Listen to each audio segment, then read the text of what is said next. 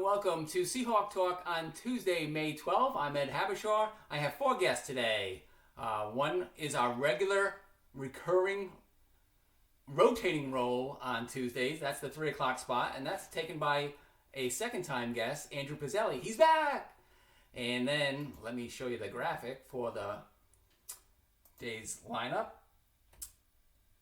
And we have Pizzelli, or Pez, at 3 o'clock. Curtis McKeon from men's lacrosse, class of 2014. Alex Azary from men's tennis, class of 2021. And we'll finish today with a segment with Matt Hurd, our women's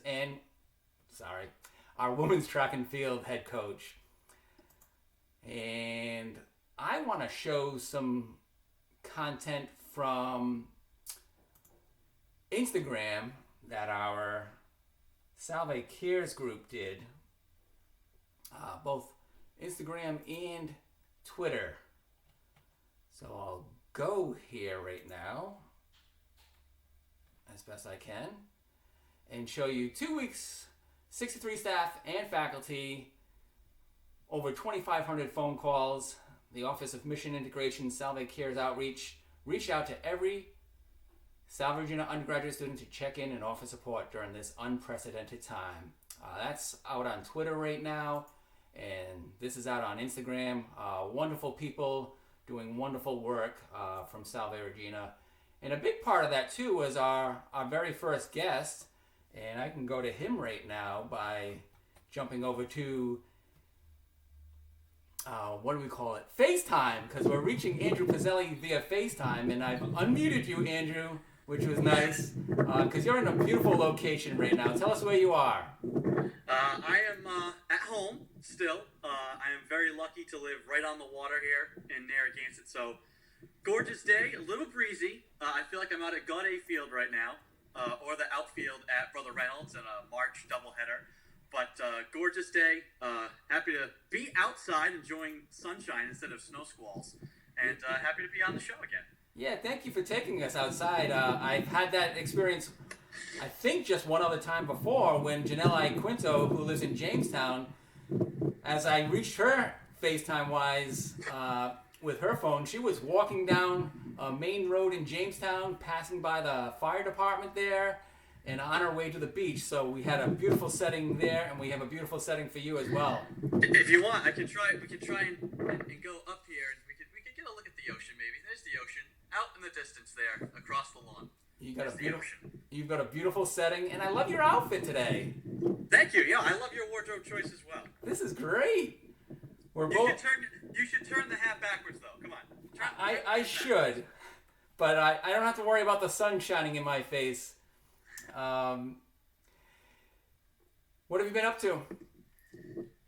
It's funny, even though, I was just talking to Jody Muradian, our athletic director. We were just checking in with each other, and I talked about, how I miss calling the games, and that we should have been in the thick of game after game after game after game and being so crazy busy. And, we obviously didn't have any games, but it still feels like we've been busy. We've had Seahawk Talk, we've had all sorts of stuff. I heard you talking about, the Salve Care stuff.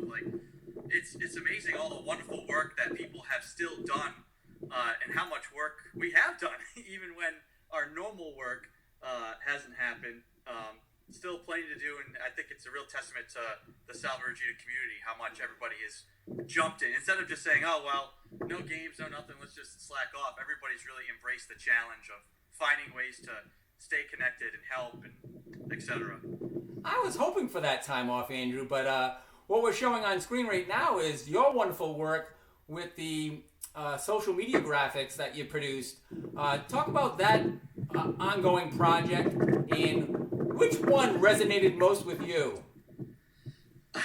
Well, that's like the first thing, when we kind of figured out what can we do, what are we gonna do at this time, and me and our training staff, athletic trainers and strength trainers, we got together in a little committee, and we said let's find ways to offer. Because initially, when this whole started, there was a lot of education that needed to happen, informing people about social distancing and why we should stay home. And then it became more of a mental health thing, which is what we've all had to deal with. How do we manage being stuck in one spot for 2 months at a time? And so we come up with an idea, and then they come up with the important stuff, which is the caption. I get the fun job of just trying to make it look pretty. I'm trying to think of which one has really resonated with me the most. I really enjoyed the food one about eating right, because I could take the Seahawk and just have this cornucopia of items colorfully behind it. And eating has been something that I've been doing a lot of. So, I think that's the one that resonates the most with me. Second to that is the exercise, because having to still make sure you get exercise to counter all that eating has been very important. And I think prior to those, I saw one on hobbies, and one of them did have food, but for me it was cupcakes.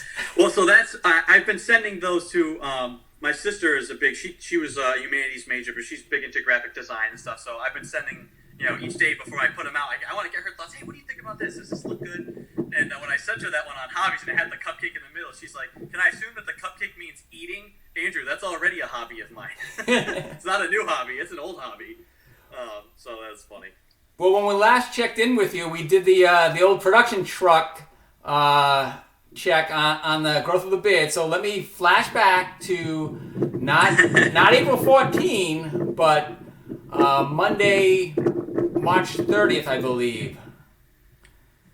The graphic says April 14 because that's when we were predicting your appearance on the show. But Monday, March 30th, wow, what tremendous growth we see in your facial hair. Even just like going back and looking at there was a couple of our student photographers. I think it was a set that Grace Murphy took. She loves to turn the camera on everybody who's working at the games. And there's a picture of me at a hockey game in February, and I'm pretty because back in January you had me at I'm pretty, Andrew. You had me at I'm pretty. I had shaved clean, and I actually shaved to just a mustache for a day to scare everyone around me. And then I was shaved clean, and so this was just late January. I mean, I was very, very clean, still very clean shaven. And then to see, where we are today, it's amazing how fast it grows. You would the other reason the hat's on is because this mop up here would be flopping around everywhere. I have yet to succumb to cutting my own hair. I might as well just take the opportunity to let it grow out again, and see what I look like with a beard and long hair. My aunt told me she knows what I look like, which was hideous, but I guess I'm going to try and prove her wrong. Oh, that aunt is off the Christmas list. She likes me clean shaven. How does she like your puns? You and I match wits for wits with Jody Meridian in the office with our pun ability, and we miss going into the office because that is where we saw on a daily basis puns that your friend Mary provided you for Christmas in the calendar form. Yeah. Well, Mary, more than a friend, she's my wonderful girlfriend.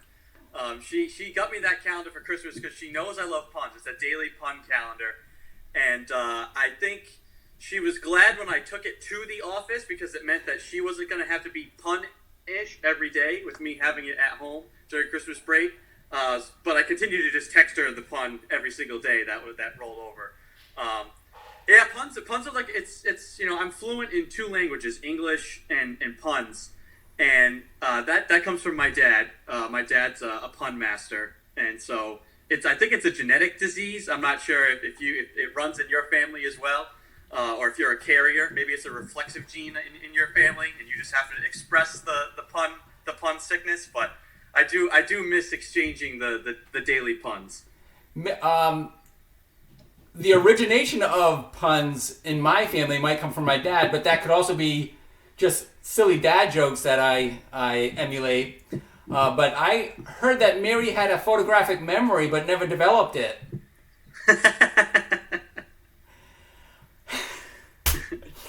And what do you call a person rabid with wordplay? A person rabid with wordplay. I'm not sure. An energizer punny. That's a good one. That's a good one. Let's see. That one's here to stay. Ooh, good roll with that. See, I've heard of contests where you go in and you just try to match pun for pun or just carry off on the previous pun. Yeah. And there's time limits. I would freeze on some of those time limit ones. I was like, oh, I'll come back to you on that one. How do construction workers party? They build up to it? I don't know. They raise the roof. Do you want to hear a construction joke? I do. I'm working on it. Thank you very much. Last night, Andrew, we were able to invite all of our seniors into a Zoom party, not to raise the roof, but to wish them well and congratulate them. Jody Moradian and our president, Dr. Kelly Armstrong, joined and shared wonderful thoughts with the group. And I'm just on the screen, I'm going to show portions of that meeting. We showed the class of 2020 photo in the background thanks to your suggestion the other day as far as go find yourself. Go look in this photo and see if you can find yourself. I shared it with them today through email, asked them to continue finding themselves and to find others in it because they were classmates from the beginning on Labor Day in 2016, and they'll be graduating this Sunday.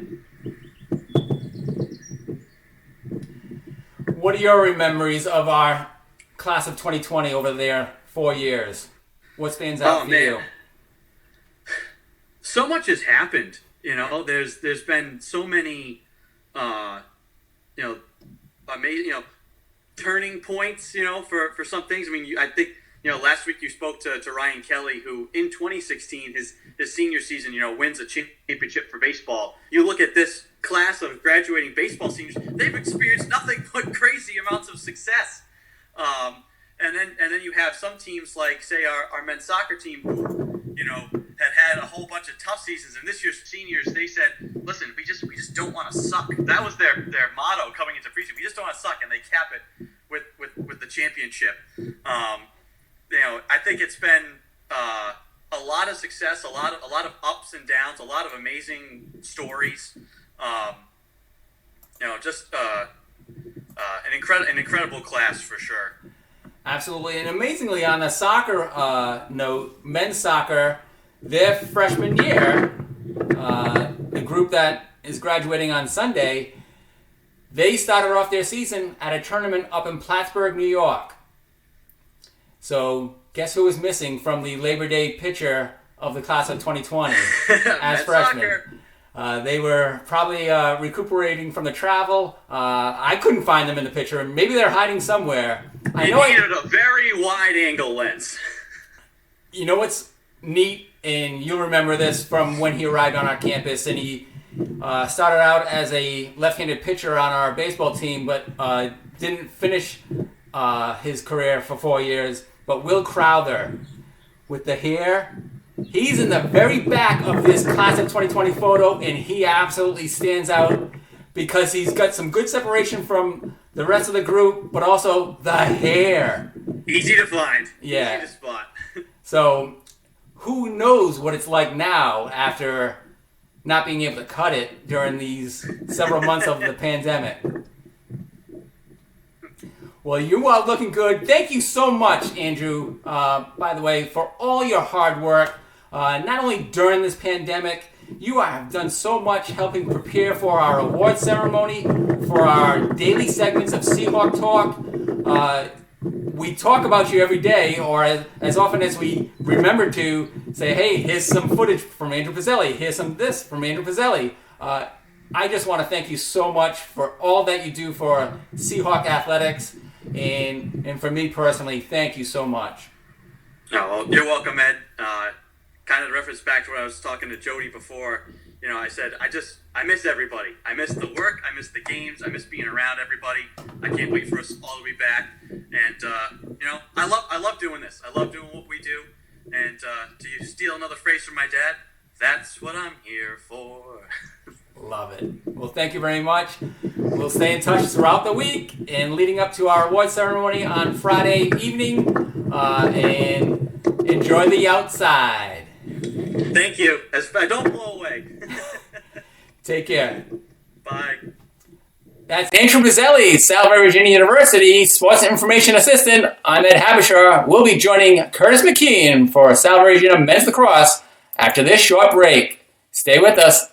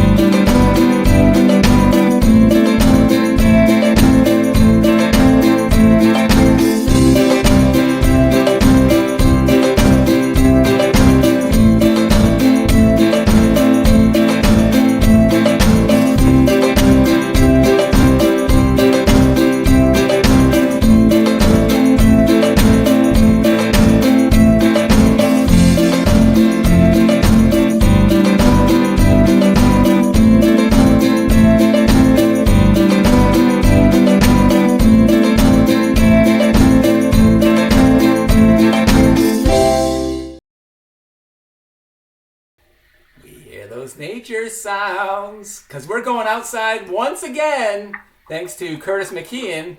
Let us join him right now. Out. Where are you, Curtis? I'm at Fort Adams here in Newport. Oh, great location. Loving the outfit and the setting. Boy, I just went from Andrew Pizzelli from Narragansett now to Newport and Fort Adams. Getting a tour of Rhode Island today. Absolutely. Who's next? Alex Azary. I wonder where he's going to take me. Well, you're from West Haven, Connecticut, and 4 years at Salve. You didn't just play men's lacrosse. You played also men's ice hockey. And my previous guest, Andrew Pizzelli, whom you may recall, remembers you from your days men's lacrosse. He was calling your senior season from the booth at Gaudet Field in a championship setting season. Talk about your memories from then. Oh, yep. I mean, feels like just yesterday, but some great memories from playing athletics at Salve, men's lacrosse that senior year. It was a great year for us. We won the ECAC championship, set a couple of school records. It was very exciting. Have some great friendships that have come from those teams. Looking back on it now, it's that's what you really remember: our teammates, our experiences, and just the overall Salve experience and being a student athlete. I don't take any of it for granted. Wouldn't want to change a thing. It was a great time period in my life. Curtis, you talk about some record setting. You were graced that year with a freshman, Nick LaCicero, who really came in and rewrote the record book in assists and points. Talk about your recollections of his presence that year. Yes, Nick had a great freshman season. He was a great attackman, very good. He saw the field very well, big assist guy. So he was able to see who was open, get him the ball, and hopefully whoever was on the receiving end of that would score, which we did quite often that year. And Andrew Pizzelli was recalling you as a outstanding face-off person, and your ability to get your shots off. You started low and just sent it high, and you just were a rocket out there with your shooting ability. Yeah, the underhand shot that kind of came over from my hockey playing. I've been playing ice hockey since I was 4 years old, and I started playing lacrosse in high school. So it was kind of a natural transition. Try to get the ball roll, similar to getting the puck in the net. And that shooting style kind of just was inherited from my ice hockey career. Well, you stayed in touch with our current program in men's lacrosse, certainly as an assistant coach, and you stay in touch with Coach Cooney. Talk about your thoughts on this year's team and how they were doing and how they're projecting for the future. Well, it's been really great to be a part of the team and watch them progress over the past few years. The size of the team is growing, which seems to be kind of a requirement for the game these days. You need a big roster. And so we have a little bit more depth now and some very talented players. The recruiting process has been great. So we have our hotbed areas, whether it be Long Island, Massachusetts, wherever it may be. We seem to be getting some good recruits. Some same families. People are interested in Salve. They come to visit, and they know that's the place they want to be. So definitely the recruiting factor has helped for the progression of the Salve lacrosse team. And we're showing footage on screen of the Seahawks playing at Gaudet Field exclusively. Now they're playing at Topper Field. You never got that chance, but we'll show footage there, which will include a freshman on this year's squad, Kieran Hughes, taking a face-off and going all the way into the goal. So some similarities and some differences, but now how would you have loved to have played at Topper Field? I would like to lie. It's a great environment. Being so close to campus, the students can come walk over and watch. It's a really exciting environment with the stone walls, and we don't really see that. Other teams kind of walk in there and they ooh and ah, and maybe it works to our advantage that they're taking the time to look at all the sightseeing, and we kind of just want to start playing and get right into things. But I also like Gaudet a lot. We refer to it as Bermuda because it's always great weather over at Gaudet. So it's a little sarcasm there, but both places have their advantages, home field advantage. But it doesn't matter where it is. You just got to play your game.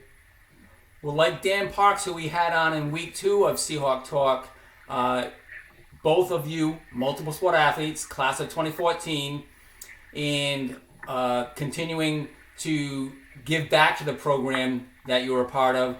We love seeing you guys coming back for Seahawk to Seahawk, our alumni mentoring program that is usually in February and March each year, and good seeing you this year. What are you up to professionally?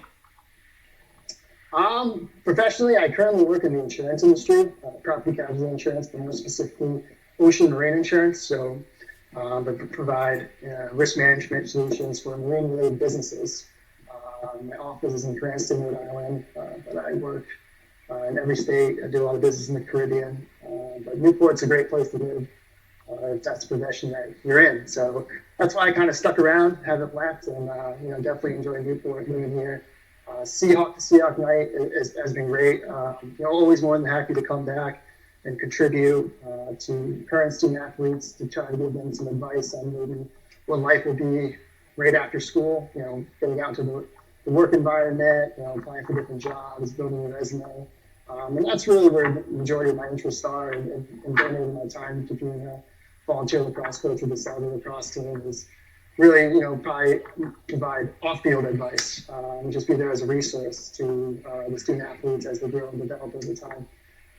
So that's really does it for me. I always want to give back to the game of lacrosse. It's given me so much, whether it be at Salve, also coach on the youth level with Coach Bernasconi, and local youth lacrosse programs throughout the state. And usually I'm wearing my Salve gear, so I'm trying to rep the program, and it's all good stuff all around. Curtis, how much did your involvement in athletics help you reach the professional world, both from a time management standpoint, a discipline standpoint, and a teamwork standpoint. Right. No, you're spot on there. It really helps in the work environment. Growing up, being part of a team, different communication skills that you work on. Being on a team and being able to work with others. And a big part of that also is time management. When you're a student athlete, you're going to practice, you're going to class. You really got to manage your time. And definitely, that's kind of a leg up on maybe non-student athletes, that you have these skills and you've been developing them from a young age. So it's always important that I recommend putting your athletic accomplishments and teams that you've been on your resume, and it's something you can discuss with potential employers. So it's definitely beneficial in the long run. Being a student athlete, and SalveAthletics has been great and be able to provide an environment to work with student athletes so that they can go to class, get their education assignments done, but also be top-notch performance on the field. Well, we really appreciate you joining us on SeahawkTalk today, giving us some background on your playing career and also on men's lacrosse going forward. Thank you so much for bringing us to this wonderful location. Thank you so much, and thank you for having me. Thank you for all that you do with sports information. It means a lot to alumni and current players, relatives, extended family. They get to stay updated, and I can't stress that enough. So thank you to you and your team. You're welcome, and I'm glad you're in a recession-proof, semi-recession-proof industry, if there ever was one. And wish you the best of luck as you go forward. Thank you. I appreciate it. I look forward to seeing you soon. All right, take care. Thank you. That's Curtis McKeon, Sal Virginia University men's lacrosse and men's ice hockey during his 4 years at Salve Regina.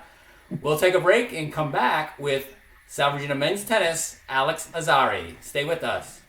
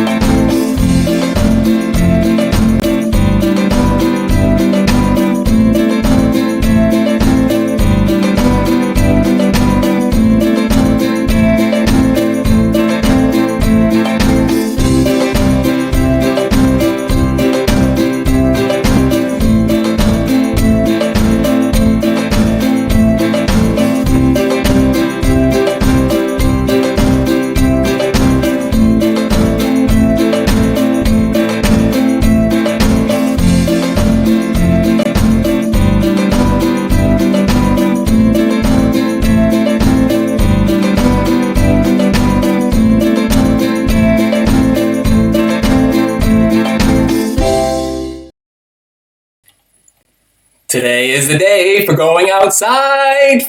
We're going to get outside for 3 segments in a row. That's going to put the pressure on our fourth guest, Matt Hurd. We'll see what he can do for us. But right now, we're going to go outside. I'm not exactly sure where he is, but we'll get an idea once you can hear it, right? Everybody can hear it? Why is this happening like that?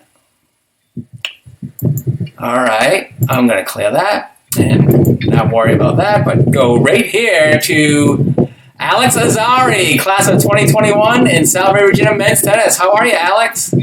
I'm good. How are you? Very good. Where are you right now? But thank you for taking us outside. Yeah, no problem. I'm actually in Connecticut right now, southern Connecticut. So weather's beautiful right now. Gorgeous day outside. Well, we have some good news to share with our audience. As you were told, I don't know how it transpired, but you have been named captain for Salve Regina men's tennis as you enter your senior true. year. Yep, and I'm really looking forward to it. I think we definitely have a lot of potential for this coming season. We're getting in a lot of recruits, and I'm really looking forward to leading the team. I think especially I think we have a lot of talented players on the team, and I think as long as we're staying in shape and motivated and staying strong, we can do really well this season. Alex, you've been asked to be a leader for this team. Where did you get your leadership skills? Who have you tried to model your leadership style after? Ooh, that's a tough question. Some of the best leaders that you've been surrounded by. That's a really good question. How would you describe your leadership style? How would I describe my leadership style? Yeah. Well, I don't want to be, overly, I guess you could say, aggressive. I like giving people, the freedom to kind of like do what they want, but you also have to put a little pressure, especially when you're leading a team, because if you're too laid back, then people won't work out, people won't do what they're supposed to do to get in shape for the season. But if you put a little pressure on them, have a routine, have like an exercise workout for people to do, then that kind of puts a little pressure. It kind of forces people, to stay in shape. And for us, we need everything that we can get right now. Whether it be working out or just the mental game. Being motivated and wanting to win.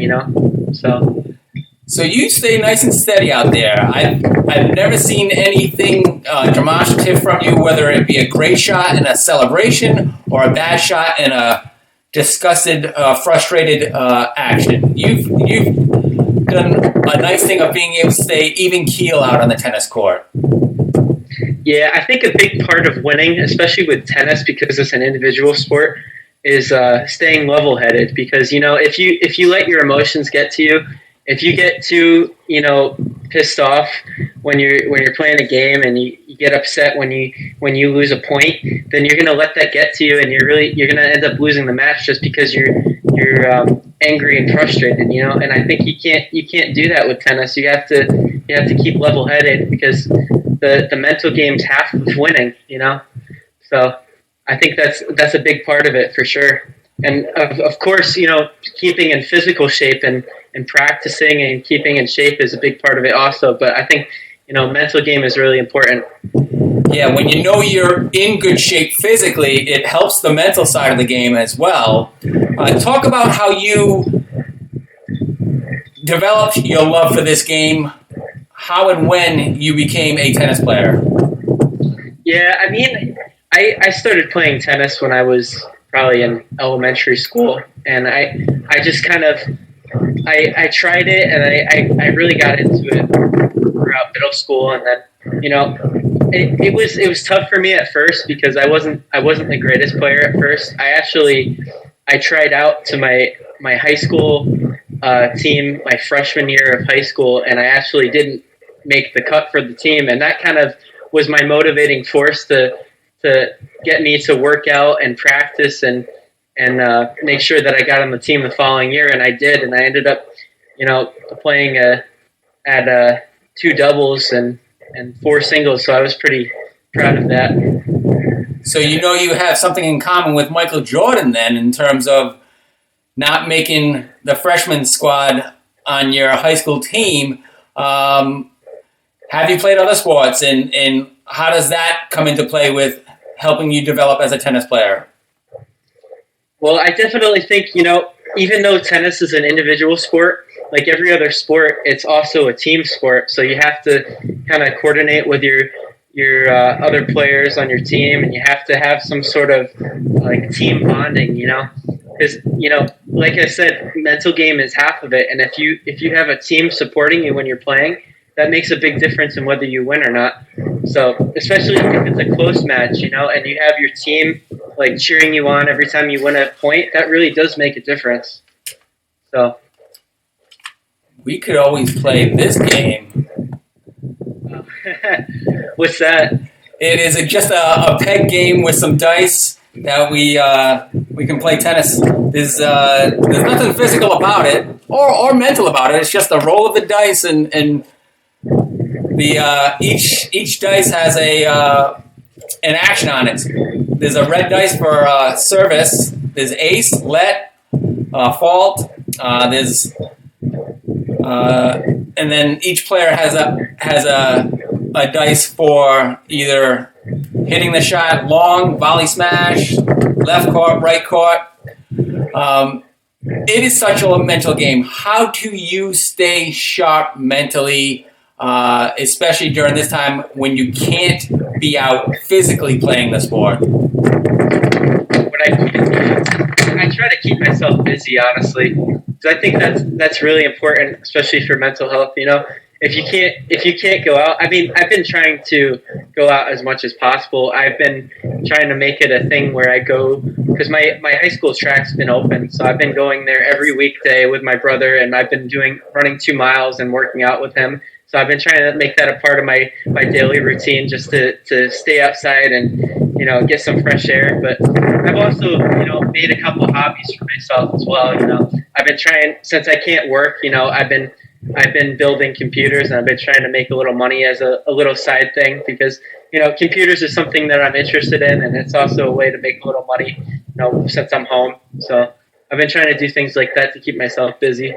Pretty impressive. Are you similar to the Steve Jobs in Apple development, or are you more on a Microsoft side?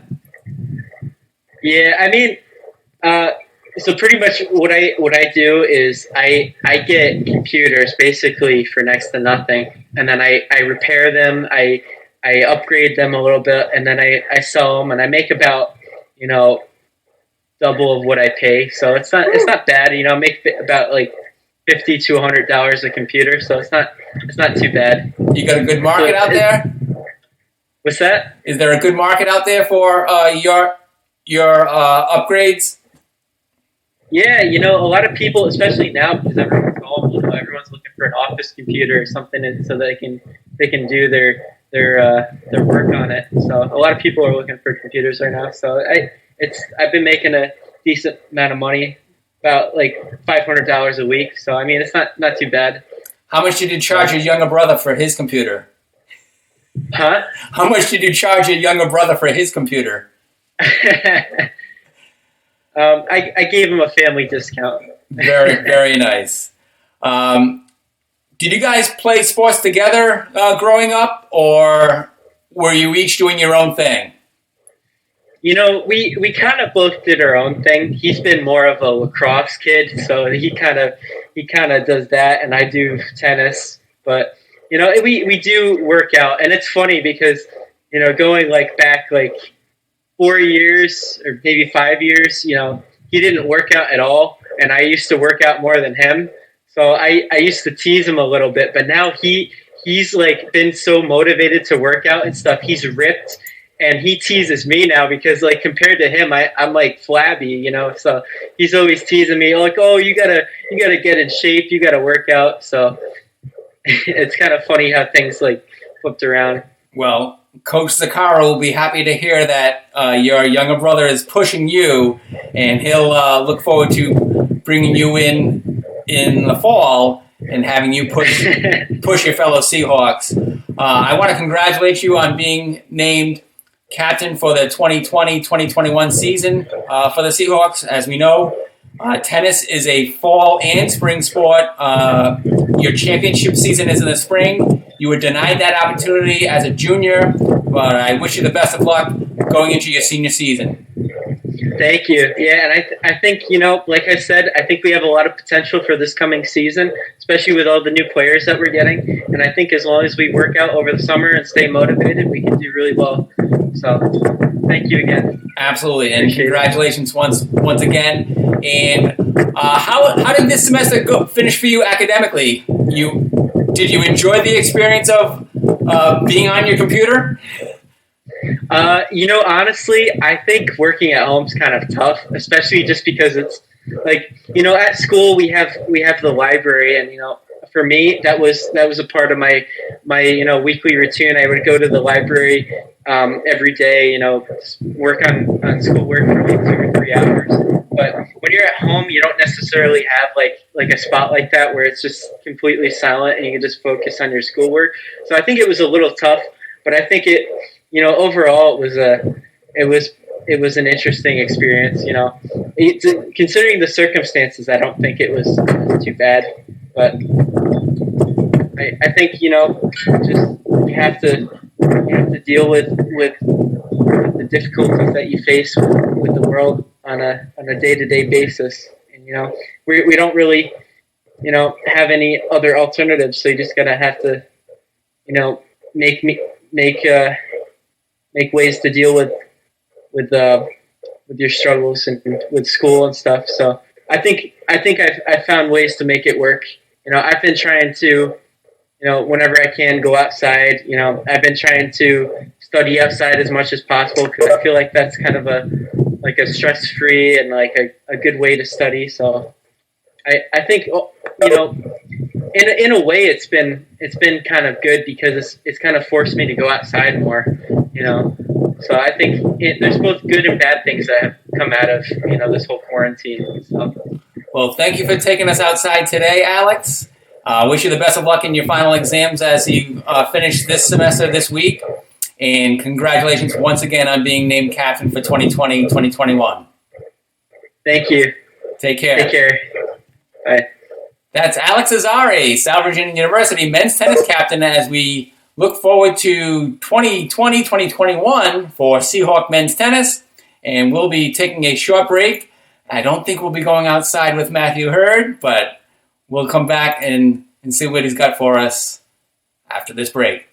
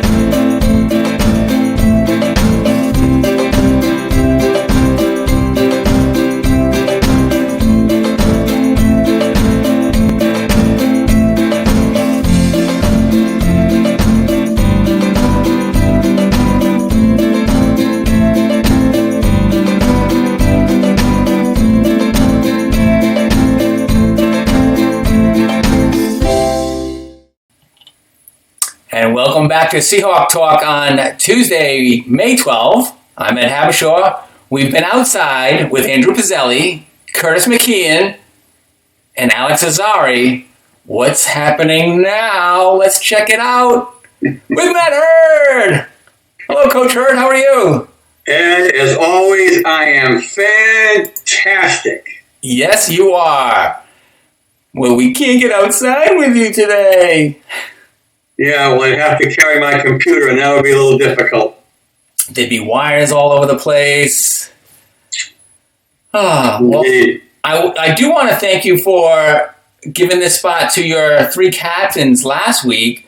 We spoke with Katie Simonello, Madison Stanley, and Olivia Owen. What a treat that was. Those three ladies are fantastic. As Katie did suggest, they are all great Americans. Great Americans, absolutely. In the timing of that, too, was amazing because both Katie and Olivia our nursing majors. And during the first 3 days of last week, Monday, Tuesday, Wednesday, and obviously Tuesday is your spot, they were just finishing up with their NCLEX reviews, I guess you call them, to prepare for their big nursing exams after they graduate. They were 8:30 to 3:30, just glued to that computer screen, and then from there they just hop right over. Yes, so they were in WebEx meetings, I believe, or maybe even Zoom with the NCLEX exams, and then jumped over to my Zoom meeting with me. So what did you do last week? Well, let's see. We went out to, my little kid brother and I went out to Fall River. There's a company out there called Blount Foods, and it has a soup donation program. It's a great company. The factory is a little hard to find, but that's what we have GPSs for. Yes. And so we collected soup. We had to check with the state police beforehand to find out whether we needed to quarantine ourselves because we had gone from Massachusetts back into Rhode Island, but they said we were good. So then we stopped in our church and doled out the soup to the people who were going to distribute it, and we distributed some ourselves. And that was Monday. And then, there was a trip to the market. And one of the things that, you always look for a silver lining, but getting the lawn mowed a lot more quickly than I used to. Same here. It used to be I wasn't actually mowing, I was more like haying. Oh, I know. By the time you get to it in May, right around this time, it is above our knees. Absolutely. And not only, you think, okay, so the collegiate season is over, no more meets, but then I would go right into officiating high school meets. It wasn't really until June that I got around to mowing. And then, every bad weed has pollinated, so I got twice as much junk in my yard as I would like. And you're a mulcher, right? You don't bag your clippings. You let them feed right back into the lawn, don't you? If there are 25 experts telling me I should bag and one telling me I should mulch, that's the guy I'm listening to. The mulcher. Absolutely. They used to have the side discharge mowers, and that's what I always use. We just blow the grass all over the place. But now, of course, one guy in a million gets hit by a rock, so now you can't. There's no side discharge, so I leave like a windrow when I mow. But that's the way it goes. Yeah. So, do you have a pattern when you mow, Matt? Do you start in a tight center and then just circle around, go to the right like a track star would do?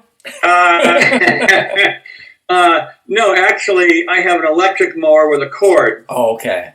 So I have to start near the plug and just work my way out so I'm not running over the cord. So it's typically just one pattern. So you're constantly playing leap the cord every pass you take. Every time I get to the end, yes, I have to step over it and turn around and go back. I've got both varieties, Matt. I inherited a corded lawnmower from my dad before he moved into his assisted living center, and so I have that. And I've had a gas operated lawnmower, and sometimes I use the bag on the back of it. The corded one has no bag, so it's like you do. I leave the clippings there. But when it's low enough, and with the gas-operated lawnmower, I prefer to go bagless as well, because that way it really shoots it into the mulching aspect that I'd love to do. Absolutely. Yep. And some people have a romance with their mowers. I am not one of those people. Meaning so what? The more time it takes me to empty bags and stuff, that just doesn't work. I save that for the fall when I'm mulching leaves. But other than that, that's it. this past Sunday on Mother's Day, when my wife was taking a 10 a.m. workout on Zoom with our daughter, Taylor, from New York City, I took the opportunity to jump outside and mow the grass because it was nice and quiet. The weather was nice. It wasn't too windy at that time, but I had to use the bag. In the first couple of passes, I'm thinking, oh man, I'm not going to bag this all the way and bring it to my bags, which were further away. What I would do, Matt, was just stop the lawnmower, take the bag off the mower, and just dump it right where I was.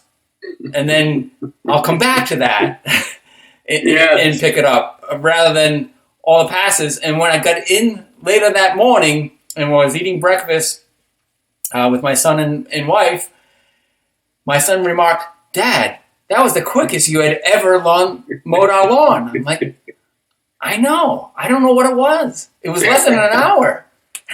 Yeah. Well, I thought you were going to say, because it's been pretty windy the last couple of days. Yes. So I thought you were going to say that one of those hellacious winds came along and blew your piles all over the place.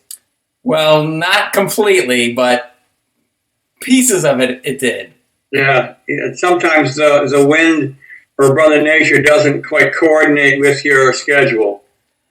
So silver linings, no track and field season for you this year with your own varsity squad at Salve Regina, and no officiating. When do you suspect that might happen again for you? If beyond the high school season, things might get back into gear. Yeah. Well, of course, there are no high school sports.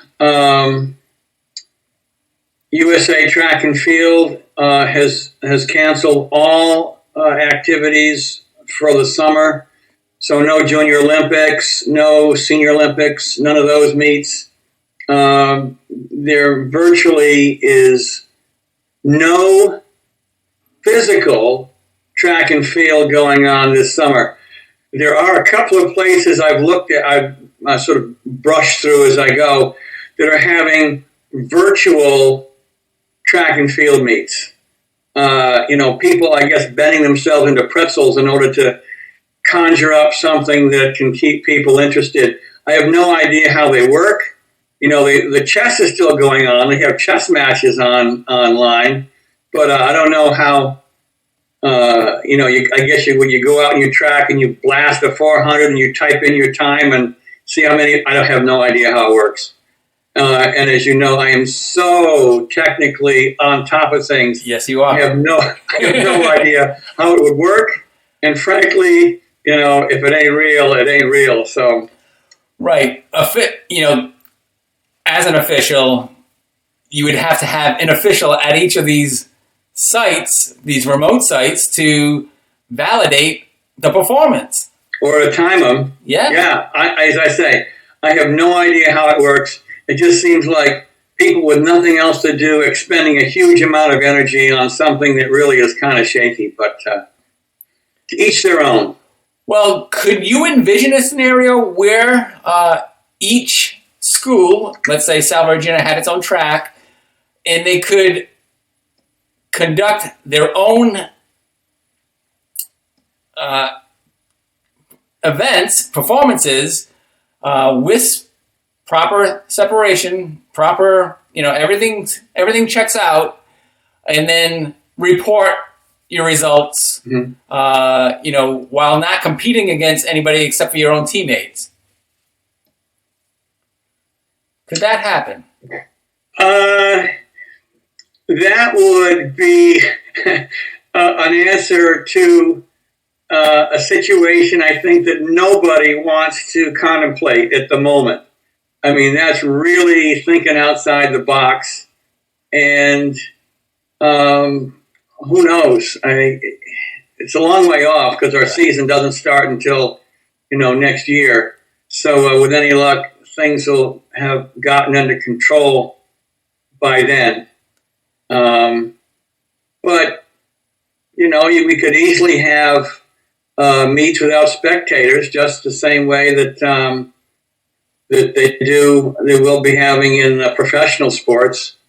And you may be limited to dual meets because, these 20-team extravaganzas that last 8 hours, there are a lot of people at that meet who are competitors, 200 or 300 easily. Yeah. And, I guess that might not be kosher. And you set up camps aside each other with your tents to travel and protect yourself from the elements, whether it be sun or rain. By that time, they may have figured out how to test people and give them some sort of a bracelet or a necklace or something like that to wear, saying that they've got antibodies or they're good to go. And, you check their temperatures at the door, all that kind of stuff that they're talking about. I mean, you never know what we might have to be doing in the future.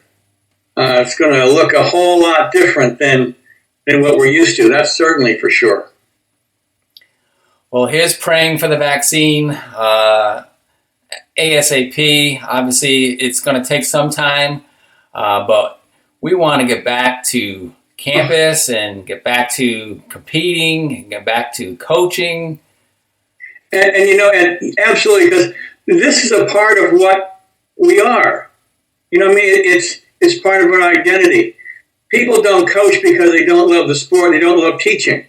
That's what they do.